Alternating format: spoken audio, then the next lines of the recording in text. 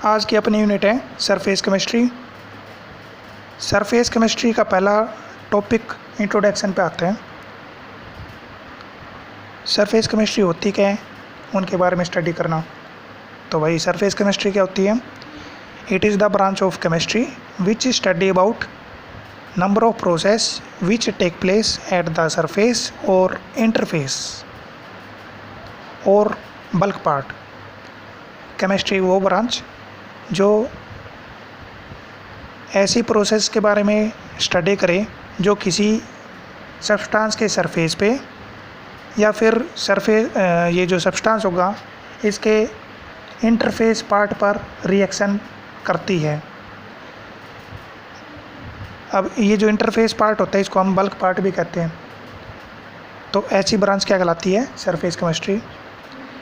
इनके अलावा जो सरफेस केमिस्ट्री होती है वो कैटालिस्ट या जो कैटालिसिस प्रोसेस होती है उनके बारे में स्टडी करती है।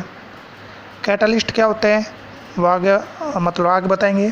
कैटालिस्ट किस टाइप से काम करते हैं, कैसे केमिकल रिएक्शन को चेंज कर देगा, कैसे केमिकल रिएक्शन के रेट को इंक्रीज करता है, डिक्रीज करता है, उन सभी के बारे में स्टडी करना। ओके। तीसरा पॉइंट ये कह सकते हैं कि ये जो ब्रांच होती है ये सॉल्यूशन के टाइप को भी एक्सप्लेन करती है कि जो अपना गिवन सॉल्यूशन है वो किस टाइप से क्लासिफाई कर सकते हैं, मतलब कौन सी ब्रांच में आ सकते हैं। ओके। तो कहने का मतलब ये है कि केमिस्ट्री वो ब्रांच जो नंबर ऑफ प्रोसेस के बारे में स्टडी करे जो किसी भी सब्सटेंस के सरफेस पे या उसके इंटरफेस पार्ट पर टेक प्लेस करती है। इसके अलावा कैटालिस्ट या जो कैटालिसिस प्रोसेस होता है उनके बारे में स्टडी करें। It is also study about type of solutions कि सॉल्यूशन की कितनी टाइप होती है और कितने बेसिस पे करते हैं, वो सभी हम सरफेस केमिस्ट्री में पढ़ते हैं। ओके। ये था इसका इंट्रोडक्शन, बेसिक पार्ट कह सकते हैं ये। उसके बाद हम केमिस्ट्री सरफेस केमिस्ट्री को मतलब यूनिट 5 को 3 पार्ट्स में डिवाइड करते हैं। कौन कौन से 3 पार्ट्स आते हैं वो देखते हैं। कंप्लीट यूनिट को 3 पार्ट्स में डिवाइड कर दिया, ठीक है। This unit is classified into following 3 parts.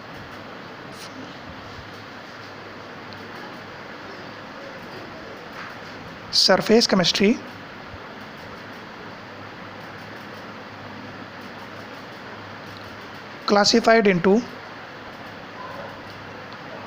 classified into following 3 parts. First one, adsorption and absorption. Adsorption and absorption, ये डी हो गया, ये बी हो गया, तो ये क्या कहलाता है? एडजॉर्प्शन और this is absorption. This is the first part of this unit. Second part catalyst and catalysis. Okay. Third part of surface chemistry colloidal state solution. Okay. Surface chemistry को हमने 3 पार्ट्स में डिवाइड कर दिया। पहला आता है adsorption and absorption, दूसरा catalyst and catalysis and third part is colloidal state solution. Okay. अब हम बात करते हैं पार्ट थर्ड की। पहले पार्ट थर्ड पढ़ेंगे, फिर उसके बाद first and second. Part third का नाम क्या है भाई? Colloidal state solution. ओके।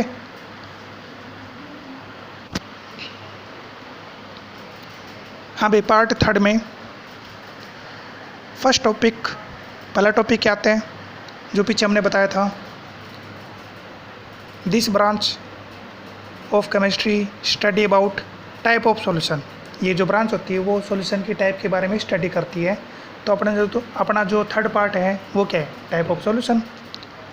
क्योंकि यूनिट सेकंड में पढ़ चुके सॉल्यूशन के बारे में, सॉल्यूशन क्या होता है, कैसे बनता है, क्या क्या कंपोनेंट वहाँ पे आते हैं। ओके, तो पूरा कंसेप्ट हमने सेकंड यूनिट में पढ़ लिया। तो फिलहाल हम बात करते हैं टाइप ऑफ सॉल्यूशन, या कहे तो classification of solution, classification of solution.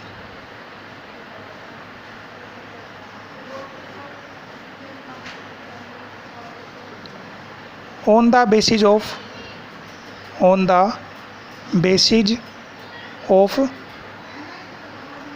size of solute particles, size of solute particles in the solution, solution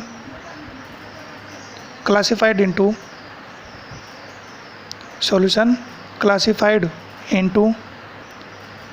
following three types।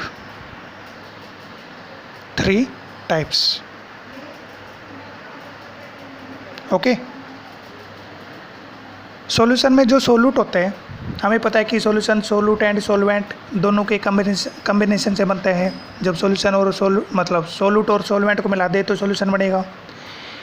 तो भाई जो सोल्यूट होता है सॉल्यूशन के अंदर, तो सोल्यूट का साइज सॉल्यूशन में क्या होगा, तो साइज ऑफ सोल्यूट के बेसिस पे सॉल्यूशन को 3 पार्ट में डिवाइड कर दिया।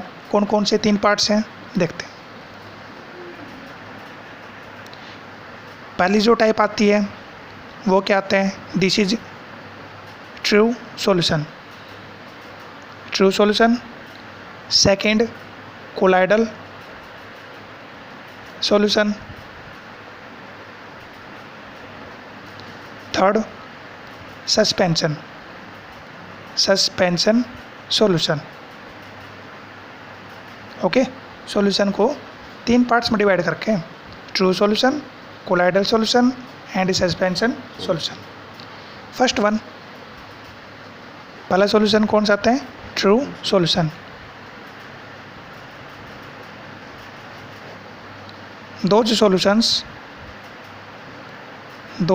solutions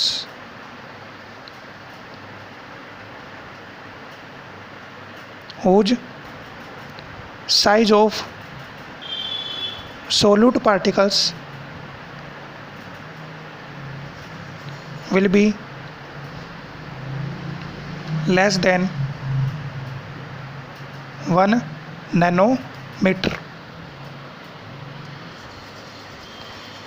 वो सॉल्यूशन जिनमें सोल्यूट पार्टिकल का साइज 1 नैनोमीटर से लेस होना चाहिए, तो वो सॉल्यूशन क्या कहलाता है, ट्रू सॉल्यूशन। तो ये साइज़ पे डिपेंड कर रहा है। पहले बताया था कि ये जो सॉल्यूशन होगा, जो हम टाइप पढ़ रहे हैं, क्लासिफिकेशन पढ़ रहे हैं सॉल्यूशन की, वो किस पे बेस है, साइज ऑफ सोल्यूट। तो क्या बताया, ऐसा सॉल्यूशन जिनमें सोल्यूट पार्टिकल का साइज 1 नैनोमीटर से लेस होना चाहिए, तो this solution is known as true solution. Okay, तो पहला पॉइंट यहाँ पे आ चुका, फर्स्ट पॉइंट। सेकंड पॉइंट देखो भाई, यहाँ पे जो सोल्यूट पार्टिकल का जो साइज है वो क्या है, 1 नैनोमीटर से छोटे हैं, स्मॉल साइज के पार्टिकल हैं। तो it can not be seen by simple eye as well as microscope. अब पार्टिकल, सोल्यूट पार्टिकल का साइज छोटा हो गया, तो ऐसे पार्टिकल को हम सिंपल आई से, नेकेड आई से और सिंपल माइक्रोस्कोप की हेल्प से नहीं देख सकते। इनके लिए क्या आता है, स्पेशल टाइप का माइक्रोस्कोप आता है, उसका यूज करते हैं। तो दूसरी प्रॉपर्टी क्या होगी,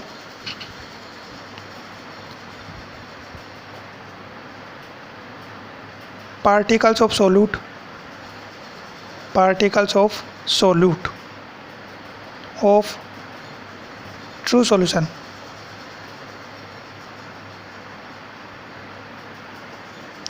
does not seen by naked eye as well as microscope.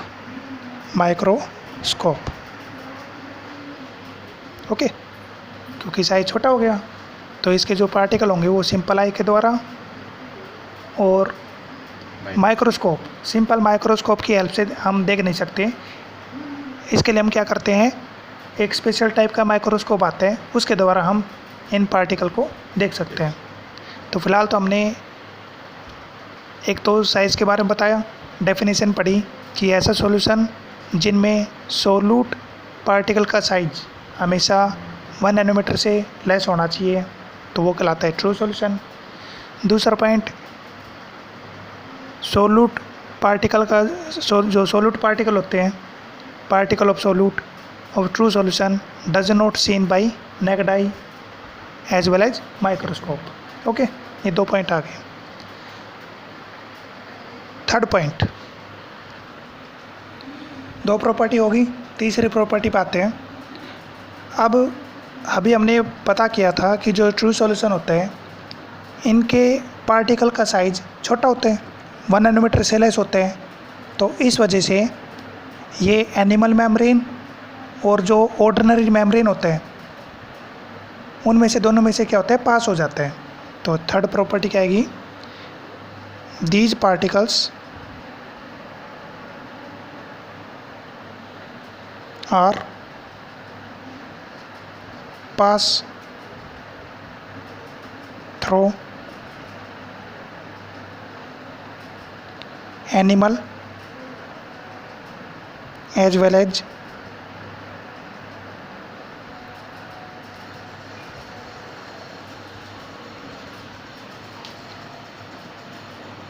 ordinary membrane.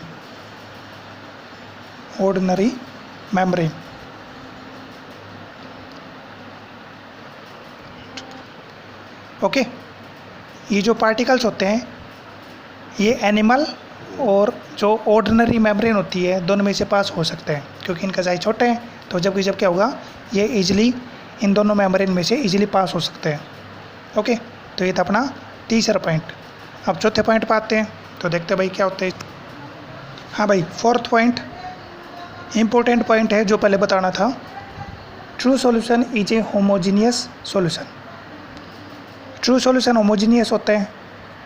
जो बाकी बच गए 2 कौन कौन से, कोलाइडल सॉल्यूशन, सस्पेंशन सॉल्यूशन, ये हेट्रोजीनियस सॉल्यूशन होते हैं। तो क्या कहें, true solution is homogeneous solution.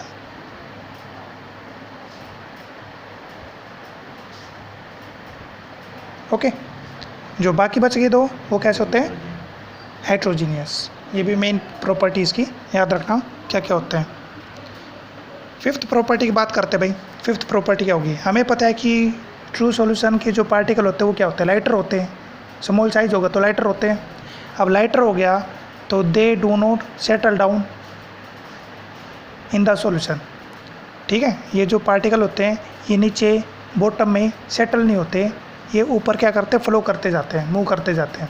तो these particle do not settle down in the solution. These particles do not settle down at bottom in the solution. Okay. Sixth point separation की बात करते हैं। सेपरेट मतलब अलग करना, सोल्यूट पार्टिकल को अलग करना, सॉल्वेंट को अलग करना। तो देखो भाई, पीछे हमने पढ़ा था ये पास आउट का पढ़ा था कि these particles are pass through animal membrane as well as ordinary membrane. दोनों मेम्ब्रेन में से पास हो सकते हैं।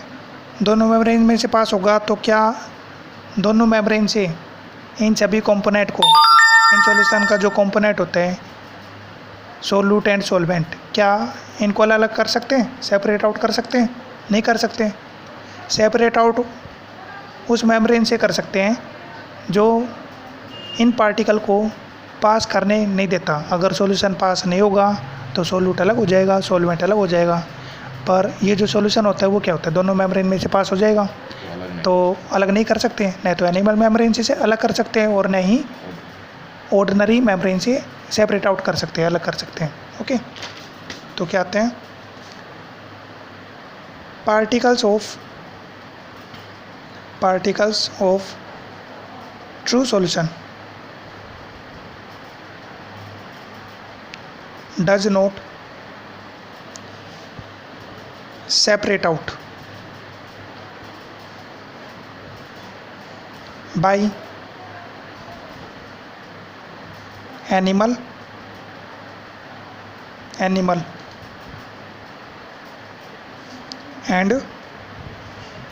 ordinary membrane। ओके, दोनों मेम्ब्रेन से हम इन पार्टिकल को सेपरेट आउट नहीं कर सकते। आगे समझ में।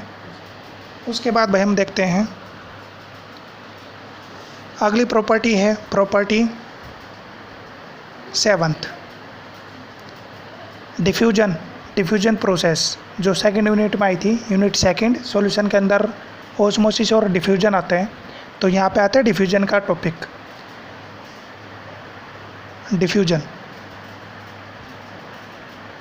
डिफ्यूजन मीन्स जब दो सॉल्यूशन आपस में मिक्स होते हैं तो क्या होता है, जब एक सॉल्यूशन दूसरे में मिक्स होना स्टार्ट करेगा तो पहले सॉल्यूशन के पार्टिकल दूसरे सॉल्यूशन के पार्टिकल में मिक्स होगा, और दूसरे सॉल्यूशन का पार्टिकल पहले सॉल्यूशन के पार्टिकल मिक्स होते हैं, मतलब इंटरमिक्स होना स्टार्ट कर देते हैं। इंटरमिक्स होने के बाद it give the uniform solution. आपस में मिक्स हो गए, मिक्स होने के बाद क्या होता है, एक यूनिफॉर्मली नया सॉल्यूशन बनता है, तो this process is known as diffusion. तो देखो भाई यहाँ पे कि जो ट्रू सॉल्यूशन था, ट्रू सॉल्यूशन के पार्टिकल क्या थे, छोटे साइज़ के, मतलब यहाँ पे ट्रू सॉल्यूशन के जो पार्टिकल होते हैं वो स्मॉल होते हैं, बहुत छोटे होते हैं। अब स्मॉल साइज़ हो गया इनके पार्टिकल का, तो ट्रू सॉल्यूशन आपस में डिफ्यूज हो सकते हैं, इनका डिफ्यूजन इजीली हो सकते हैं। एक ट्रू सॉल्यूशन दूसरे ट्रू सॉल्यूशन में मिक्स किया तो दोनों सॉल्यूशन आपस में इंटरमिक्स होते हुए एक यूनिफॉर्मली नया सॉल्यूशन फॉर्म करते हैं, हाई स्पीड से फॉर्म करेगा। तो इस वजह से हम कह सकते हैं कि ट्रू सॉल्यूशन हाई स्पीड से डिफ्यूजन प्रोसेस को ईजिली टेक प्लेस करवा सकते हैं। ओके, तो diffusion will be take place by true solution in very high speed.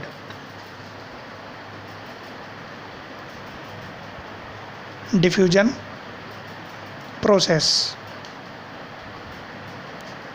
will be easily take place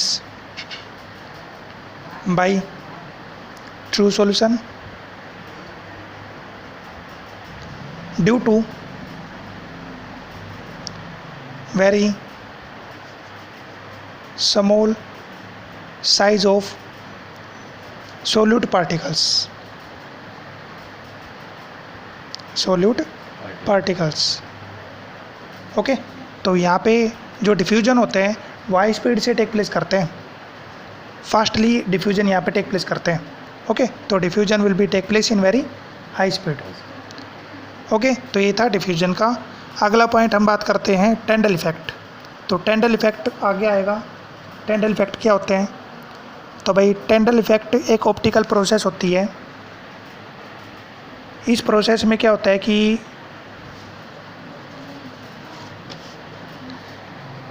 speedly देख लेते हैं, क्योंकि कंप्लीट स्टडी आगे आएगा, अगला टॉपिक आएगा उसमें देख लेंगे।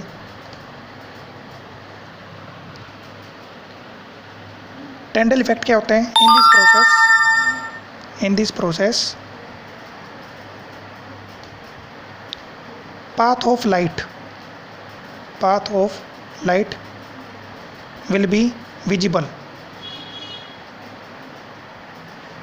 in the given solution।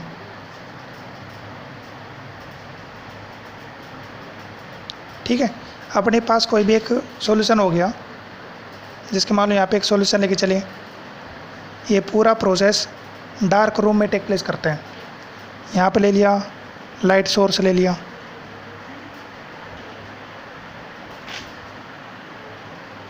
ये लाइट सोर्स हो गया, और यहाँ पे ले लिया फोटोग्राफिक प्लेट या स्क्रीन लेके चले हैं जो पूरे रिजल्ट को फाइंड आउट करता है।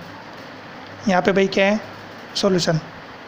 ओके, जैसे ही ये लाइट टॉर्च से या लाइट सोर्स से पास होती है, हाँ भाई, जैसे हम लाइट टॉर्च से या किसी लाइट सोर्स से पास करवाएंगे तो ये लाइट क्या होती है, ये लाइट रेज क्या होगी, सॉल्यूशन में से पास होगी। पहले तो क्या हो रहा है, बाहर पास होगी, उसके बाद क्या होता है, ये लाइट सॉल्यूशन के अंदर एंटर करना स्टार्ट कर देती है। तो जब ये एंटर करना स्टार्ट करेगी, the path of light will be visible in the solution. ठीक है, जिस पाथ से, जिस रास्ते से लाइट फ्लो कर रही है सॉल्यूशन के अंदर, वो रास्ता, वो पाथ हमें ईजिली दिखाई देता है।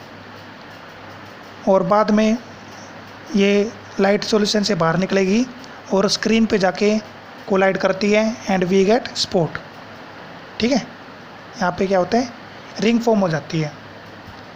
तो ये जो लाइट का पाथ है जो सॉल्यूशन के अंदर ऑब्टेन हो रहे हैं, this process is known as Tyndall effect. तो Tyndall effect is a process in which path of light will be easily visible in the given solution, then this process is known as Tyndall process या Tyndall effect, और it take place in dark room। हमेशा कहाँ पे take place करते हैं, dark room के अंदर take place करते हैं। तो यही प्रोसेस यहाँ पे पढ़ रहे थे। अगली प्रॉपर्टी आ रही थी ट्रू सॉल्यूशन की। ट्रू